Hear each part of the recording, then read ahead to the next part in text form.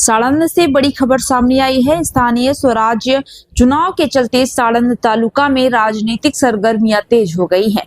तालुका पंचायत की seat number 9 पर Bharatiya Janata party के आधिकारिक उम्मीदवार योगेश भाई जाधव ने जोरदार चुनाव प्रचार अभियान शुरू कर दिया है। योगेश भाई जाधव जब अपने क्षेत्र के गांवों में पहुंच रहे हैं तो उनका भव्य स्वागत किया जा रहा है। ग्रामीण पुष्पहार और कुमकुम तिलक के साथ उन्हें आशीर्वाद दे रहे हैं, जिससे उनके प्रति बढ़ते जनसमर्थन का साफ संकेत मिलता है। प्रचार के दौरान योगेश भाई जाधव विकास के मुद्दों को प्रमुखता से उठा रहे हैं।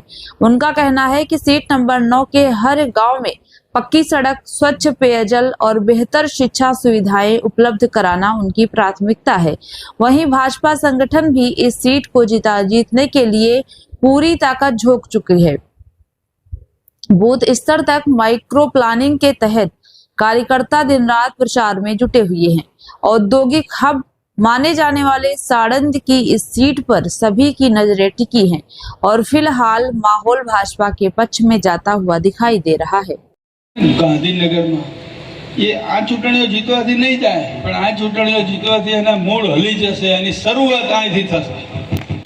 આપણે સૌ સાથે મળી અને એક ફેર તાલુકા જિલ્લા પંચાયત બનાવી દઈશું તો સરકારને, ભારતીય જનતા પાર્ટીના તમામ લોકોને અને ઉપર બેઠેલા લાલ અને કાળી દાઢીવાળાને ખબર પડશે કે સાલી પ્રજા હવે અમારી સામે છે।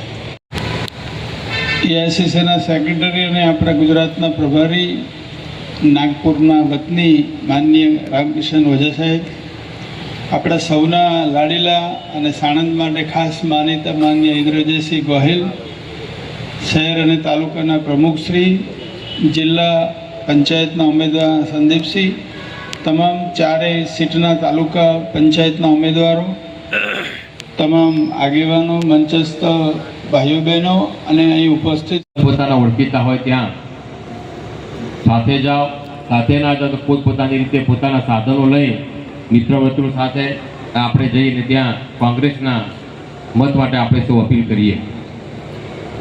હવે અત્યારે આપણે ઉમેદવારોની ઓળખ આપણે કરી દઈશું।